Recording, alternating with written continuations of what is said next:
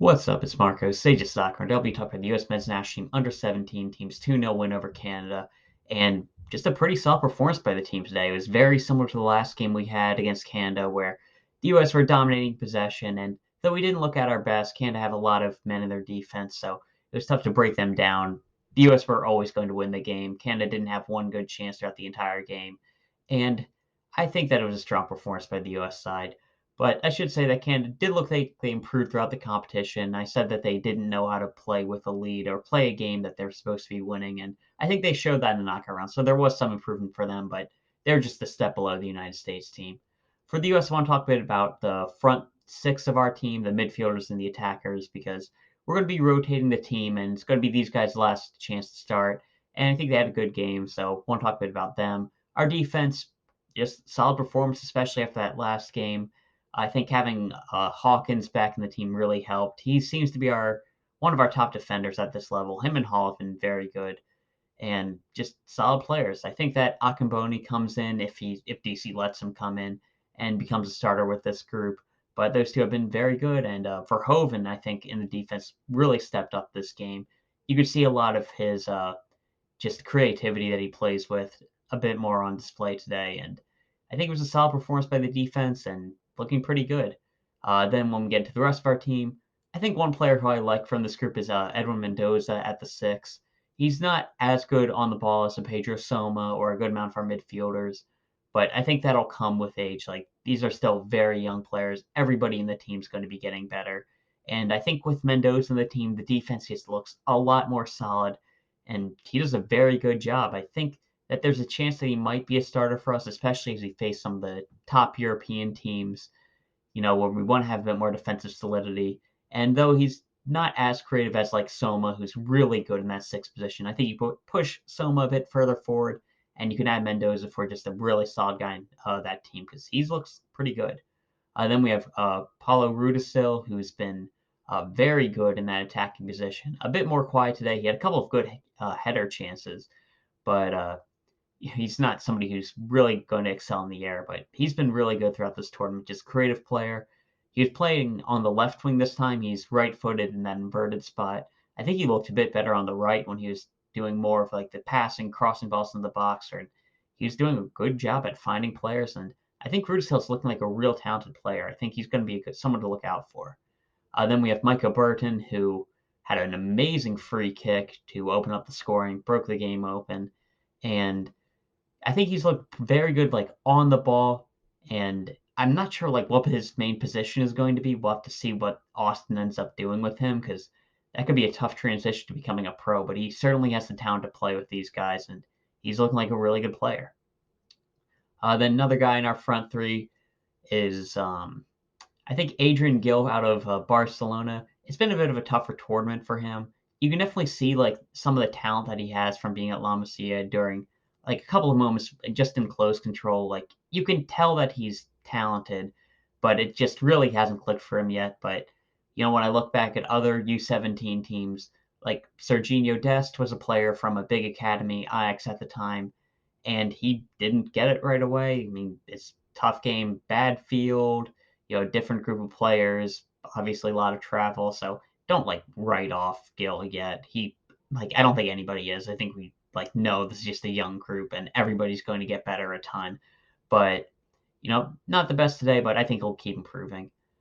Similar with Ezekiel Soto, who he's a 2007 playing up a group, and it obviously for the coaches to want to play him up a group, like they obviously see something, but just when as it is playing up the group, he has struggled a bit at times, and I think he'll be a star player in the next U17 cycle. I think we're doing it every year now, so he's definitely like a main guy to look out for next year. But this year he hasn't had the best game, and last we got a Aquino in the midfield and Aquino, like you can tell when you watch him, he's a guy who has a lot of talent, but he kind of needs to rein it in a little bit. He's got an amazing left foot, and he knows it. He's looking for the shot whenever he gets a chance, and he probably shouldn't be doing that. He did get a brace a couple games ago, but I think there's a lot of talent there, and just kind of him. He's kind of similar to a Verhoeven, where like you really see the talent, but it's just like chill out a little bit, I guess. And something I was thinking about with this team is, like, I'm not sure about the positioning of a lot of these players because when you look at Aquino, like, with that left foot of his, like, you could definitely see him playing, like, an inverted right wing role, like, very well, being, like, a goal scoring option. And then you look at, someone like Cruz Medina, who could probably do a good job further forward, and maybe like an Adrian Gill, who has played a lot of right back for Barcelona. And I'm not sure if we're getting the best out of our players by just the positions we're playing them in. I mentioned before Micah Burton. We're not sure about his position. He could do a lot better in that midfield spot, I believe. And not that he's been playing bad. Same with Pedro Rudisell. He's been doing good on the wing. The only time he didn't look great was when he was playing left back and like fair. And could he do a lot better in the midfield? I think he could be a good option for us. And Aiden Harangi has really helped our build-up play from that right back spot. Maybe trying him in the midfield would have been a good idea. And it's just something to think about because I think our build-up play has been one of the weaker positions. Again, it's kind of tough, especially with the field hasn't been great. And at this level, like the technical ability isn't going to be as strong as it is even like a couple of years down the line. Like there's a good chance that some of these guys will be playing in the next U20 cycle and they'll look a lot better by then. So it could just be that, but I would like to see a couple of these guys in different positions. I think could help them out. And I guess we'll be seeing that in MLS next. But yes, all we have to talk about the starters. Subs came on, and I think Romero came on and instantly made an impact. He's another guy who, similar to Aquino and similar to Verhoeven, like you kind of wanted to rein it in like a little bit, but you love how he just keeps coming up with ideas. He had a couple of really good crosses that could have been a goal, and Figueroa got himself another goal. Good cross by Vasquez late in the game. And yeah, it's just a solid performance. We always looked like the dominant team. I think Canada, they could easily improve. Like, I think they deserve to qualify for the U17 World Cup, but there's just a gap between us at the moment. Honestly, even one of their better players, the Stefanovic at the back, he's a USA eligible player. Like, you know, we see how good they are. I think there's something to be said about the ceiling they have for players, how they're able to get like an Alphonso Davies and even going as far back as like an Owen Hargreaves. They can produce world class players, but they need to really get that consistency. And hey, maybe this is the start of it. I've noticed a lot of players who do look pretty good, guys like Njai, Biello looked pretty strong. Their strikers were coming up with goals.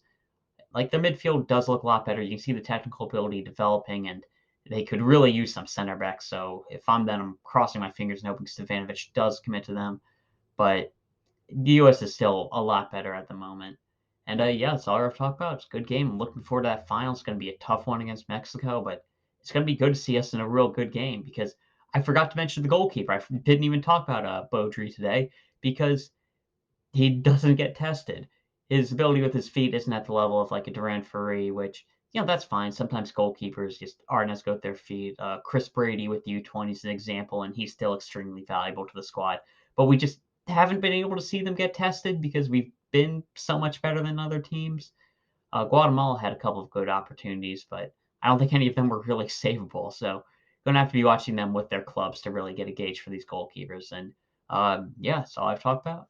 See ya.